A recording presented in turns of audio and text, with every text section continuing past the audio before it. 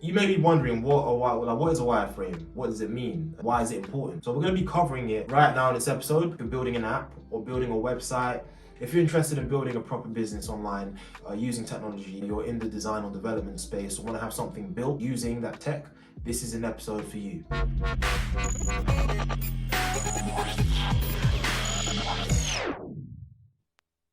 Welcome to the Brussels Lake Paragon YouTube channel. Back again with another topic that we're going to be covering this week, which is something that always comes up when we're developing projects. We're covering the topic of how to launch a technology business using a wireframe. I believe having a wireframe is equally as important as having a business plan is when you're starting your business. All right, so first things first, what is a wireframe? Right, so I'm going to draw from Wikipedia's definition of what it is, and then I'm going to put my own source on it and explain to you in layman's terms what it means to me. A website wireframe or an app, also known as a page schematic or screen blueprint, is a visual guide that represents the skeletal framework of a website. And so that's an almost dictionary definition.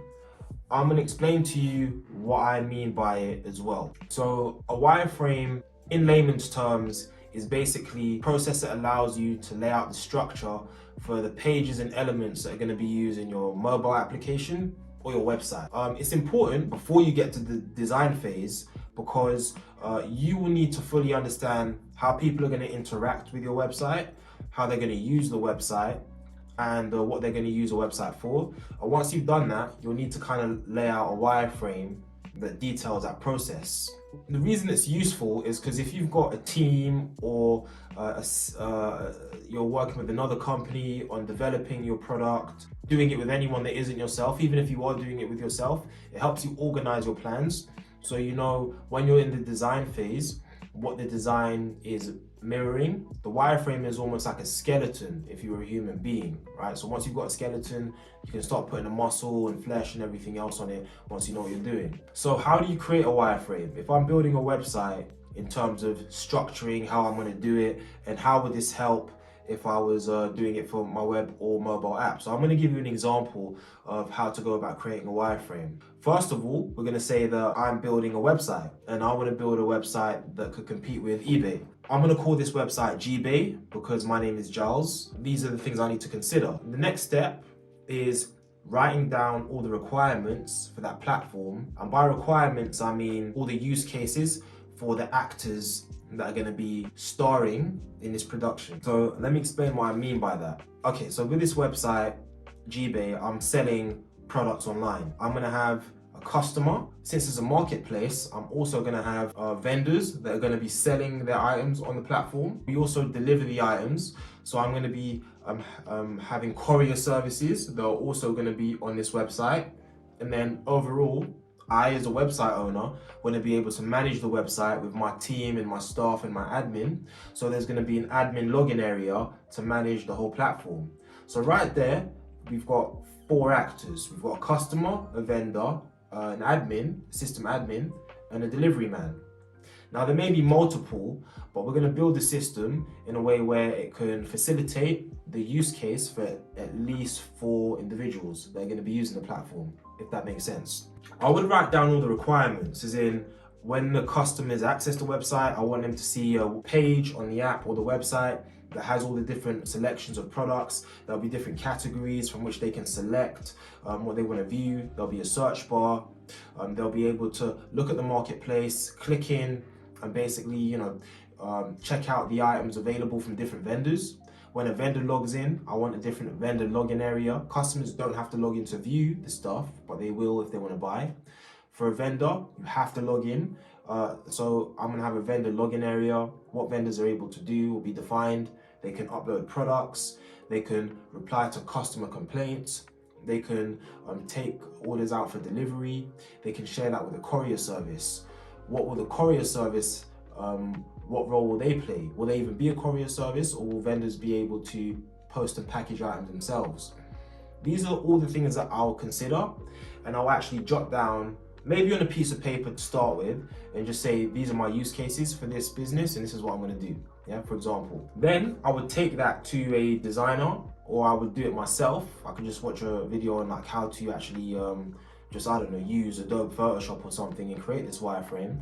And I would create a structure of how these individuals would be laid out. It would almost be like a spider's web in a way, that when a customer comes to the website, they click here, it takes them here, the checkout is over here, they can see their add to cart here, and then when they're ready to pay, they can do that there. And this is the payment gateway they're going to use to do that, for example. Next, after this, I have a structure. I know exactly what I'm doing. So when I now take it to a designer to design the website for me, or design my app for me, my mobile application, we know exactly what we're doing. So it's almost like laying out the architect's plans before the house gets built. I'm gonna explain to you why this is important. What will be the disadvantage if you don't wireframe? Number one, mass confusion.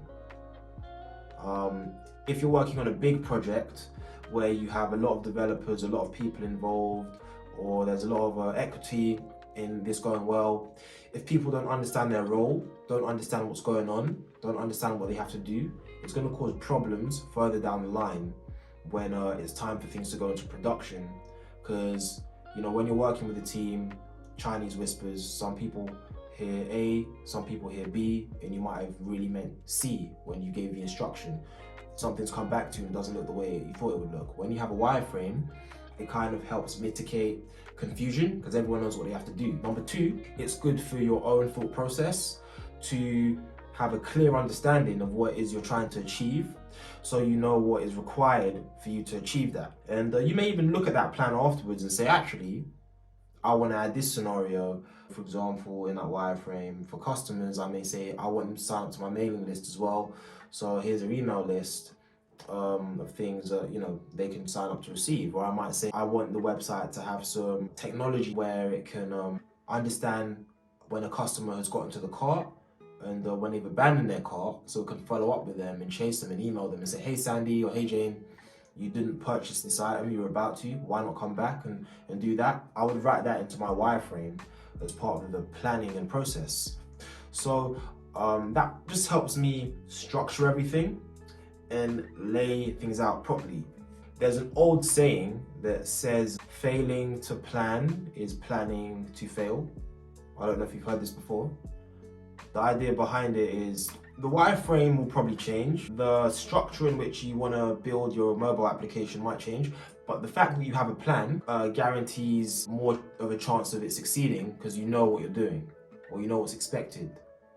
So the whole purpose of having a wireframe is to make it so that when you are investing money in the technology to produce it, to get it built, you are doing it with the idea that it's likely to succeed, because no one wants to spend money on something that's not going to work. Launching a technology business, wireframing things and laying it down is like the most crucial part of the process. I don't hear it spoken about enough, but it is really important and it can save you a lot of hassle down the line, and it's a big part of launching it. So if I wanted to launch a technology business today, this is how I would do it. I would map everything out. I may do it with myself and a designer. Once we're clear on what we want to achieve and we know how the website or how the mobile application is going to help us achieve that, we then take it to the phase where it gets developed and turned into a real working product. And that's why even myself, when we're taking on projects, I'm forward thinking. I know I could say that, you know, I run a development company so we can build anything, which is true, but I want to build products that I see a future in, or see a real roadmap as to how that customer is going to be able to better the lives of others or better their business by using this piece of technology to do that. And if we can do that, it makes for a better end result for everyone. If we can't, we've got to take it back a few steps before development, before the design, and look at the actual wireframe and structure and see what's wrong, what needs to be improved, and where we can improve it. And really, if we were to take it even a further step back, we have to look at the business model and say, you know, is this idea actually viable? And will people want it? But that's a whole different topic altogether. Before you know, we get into more videos around that, I think I would just say, if you are someone who's heard of the term wireframe and you're not a designer, it's definitely important for you to consider it in everything you're doing. Just take that into consideration as you're going through your journey of building yourself a business in the tech space. You need a wireframe to do it. I hope this video has been useful. For more content like this, subscribe to our channel. You can check us out online. We're on social media, we're on Instagram, we're on Facebook, and we've got our website, which you can find in the link below. We look forward to catching up with you in our next video. Take care, and we'll speak soon.